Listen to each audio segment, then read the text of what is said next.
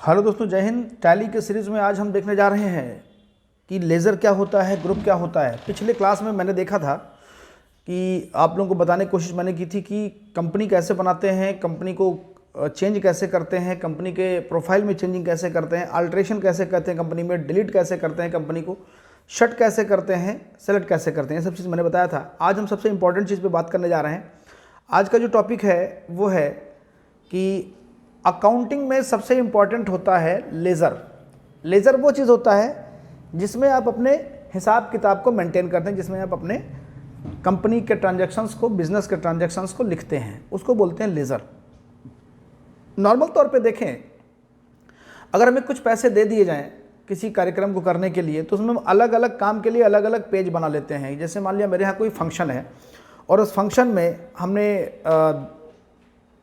काम करने के लिए, जैसे हमारा जो कुक है, हलवाई का एक अलग पेज बना लेंगे हम, टेंट हाउस का एक अलग पेज बना लेंगे, सर्राफे सोने चांदी का जो सामान खरीदेंगे उस फंक्शन में उसका हम अलग पेज बना लेंगे। तो ये अलग अलग पेज जो हम क्रिएट करते हैं ना, इसी को हम लेज़र बोलते हैं। अलग अलग पेजेस जो क्रिएट करते हैं इसी को लेज़र बोलते हैं। अब लेज़र यहाँ कैसे बनता है, क्या होता है, इस पर थोड़ा सा हम बात करते हैं आज। सिंपल, मैं लेज़र पे बात करूँगा और ग्रुप पे बात करूँगा। तो अभी इसमें क्या है, ग्रुप जो है ना, ग्रुप अभी हमें नहीं बनाना है। सिंपल, पहले हम चलते हैं लेज़र पे। लेज़र जब क्रिएट करते हैं हम, तो इसमें सिंगल लेज़र और मल्टीपल लेज़र दो चीज़ें हैं। आज हम लेज़र पे केवल बात करेंगे, केवल लेज़र पे बात करेंगे। अगले क्लास में ग्रुप पे बात करेंगे।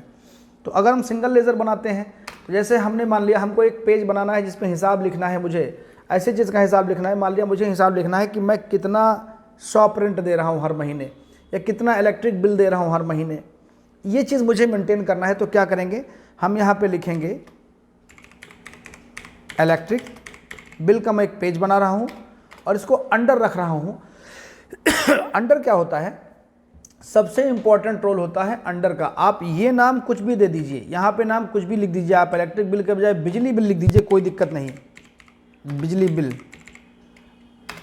लेकिन ये चीज़ जो है ना, अगर इधर वाले में यहाँ पर अगर हम गलत चुन लेंगे, अंडर ग्रुप गलत चुन लेंगे, मान लिया मैंने लिखा बिजली बिल, इसको मैंने कर दिया बैंक, ये कर दिया बैंक, तो इसका नेचर जो हो जाएगा ना, बैंक टाइप के लेजर का हो जाएगा।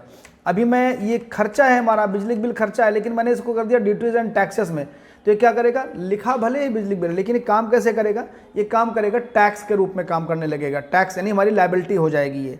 तो इस तरीके से हम इसको सही ग्रुप में अगर नहीं डालेंगे तो हमारे कंपनी का बैलेंस शीट गड़बड़ हो जाएगा। तो सबसे ज़रूरी चीज़ क्या है कि हम किसको किस ग्रुप में डालेंगे, इस पे हम बात करेंगे। तो अभी हम इसको सिंपल लेके चल रहे हैं एक्सपेंस में, क्योंकि बिजली बिल हमारे कंपनी के लिए क्या है, बिजली बिल हमारे कंपनी के लिए एक्सपेंस है। एक्सपेंस भी दो टाइप के होते हैं, डायरेक्ट और इनडायरेक्ट। डायरेक्ट और इनडायरेक्ट। डायरेक्ट एक्सपेंस वो होते हैं जिनसे हमारे आइटम के रेट को इफेक्ट पड़ता है, जिनसे हमारे आइटम की कॉस्टिंग बढ़ जाती है। जो हमारे दुकान में सामान आ रहा है, बिजनेस में जो हमारे सामान आ रहा है, उसको बेचने के लिए हम जब रेट लगाएंगे तो इस एक्सपेंस को काउंट करके लगाएंगे। मान लिया कोई सामान 1000 का आपने लिया है और 100 रुपये उसके लिए आपको ट्रांसपोर्ट चार्ज आ गया है, तो आपका जो टोटल कास्ट हुआ आइटम का 1000 सामान का प्लस 100 रुपये उसको लाने का भाड़ा, तो टोटल हो गया 1100 कास्ट उसका हो गया। तो ये हमारा डायरेक्ट एक्सपेंस है। लेकिन ऐसे खर्चे होते हैं ना जिनसे हमारे कंपनी के जो आइटम के रेट्स हैं, जो हमारे बिजनेस में आइटम्स बिक रहे हैं, स्टॉक बिक रहे हैं, उनके रेट पे कोई असर नहीं पड़ेगा। तो बिजली बिल जो है ना, ये हमको देना ही देना है, आइटम बिके ना बिके इससे कोई मतलब नहीं है। तो इससे हमारे आइटम के रेट पे कोई असर नहीं पड़ेगा। तो इसको हम रखेंगे इनडायरेक्ट एक्सपेंस में रखेंगे, है ना। ये चीज़ अभी आपको इन्वेंट्री वैल्यू आर अफेक्टेड। अब बिजली के बिल से आपके जो स्टॉक का आइटम है उससे कोई अफेक्ट नहीं होगा, तो उसको हम नो ही रखेंगे। यहाँ पर ये सब बैंक डिटेल वगैरह प्रोवाइड करना है, और एड्रेस वगैरह जो ऊपर आप देख रहे हैं ना, ये एड्रेस ये किसी कस्टमर का होता है, उसका एड्रेस लिखा जाता है कि कहाँ से कांटेक्ट करना है, मेलिंग एड्रेस क्या है। और यहाँ पर ओपनिंग बैलेंस है कि अगर पिछले साल का लेज़र हम इस साल बना रहे हैं, पिछले साल की कंपनी का लेज़र मैंने क्लोज़ किया है और इस साल बना रहे हैं, तो यहाँ पर अगर पिछले साल का बिजली का बकाया कुछ हमारे कंपनी में पड़ा हुआ है तो हम यहाँ पर उसको डाल के चलेंगे कि मान लिया पिछले कंपनी में मेरा 1000 रुपये बैलेंस रह गया था, तो दोबारा जब अगले साल, अगले वित्त वर्ष में, अगले फाइनेंशियल ईयर में जब लेज़र बनाएंगे ना, तो 1000 रुपये हम जो हमारा पिछला बैलेंस रह गया यहाँ पर डाल के हम चलेंगे। अगर नहीं बैलेंस है तो हम इसको कुछ नहीं करेंगे, सिंपल इंटर मार के निकल जाएंगे यहाँ से हम। ये लेज़र होता है। अब जैसे मैं एक लेज़र बना रहा हूँ कमीशन।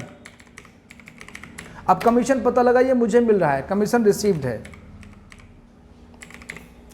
कमीशन मिल रहा है, तो यहाँ पे क्या होगा, ये इनकम हो जाएगा।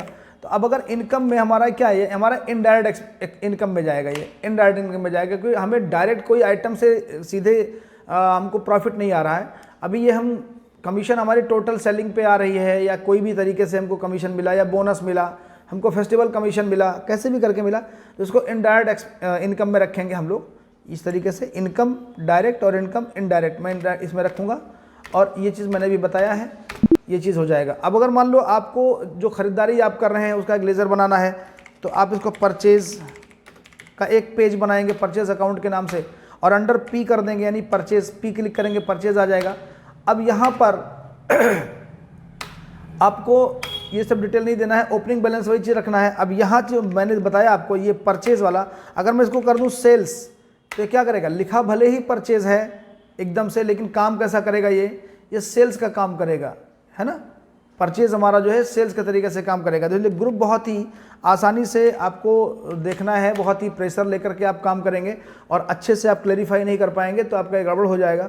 जब गड़बड़ हो जाएगा तो आपके बैलेंस शीट में बहुत प्रॉब्लम आएगी, आपके प्रॉफिट लॉस में प्रॉब्लम आएगी। तो आपको करना क्या है, आपको लेज़र को सही तरीके से आपको रखना है, सही ग्रुप में रखना है।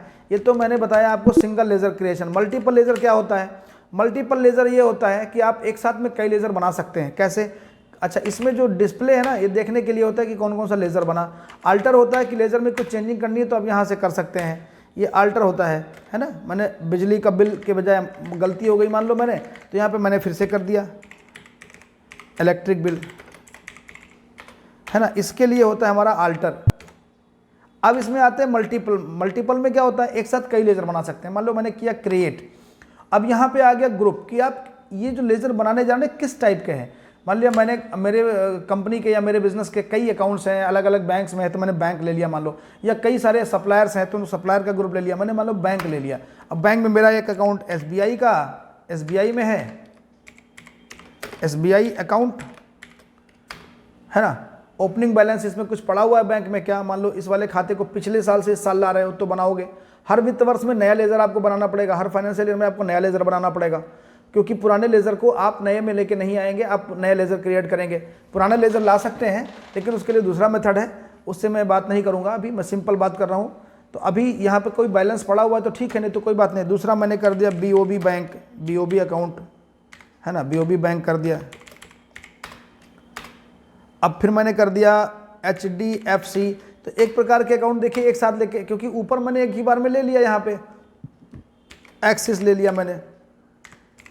तो इस तरीके से मैं सारे चीज़ को एक ग्रुप में अगर डालना चाहता हूं कि एक प्रकार के कई अकाउंट बनने हैं, तो आप उनको सीधे इस तरीके से मल्टीपल वाले में आप करके बना सकते हैं। यहाँ से ये हो गया, डिस्प्ले करके देखना है तो डिस्प्ले में देख लीजिए इसको, ये हो गया।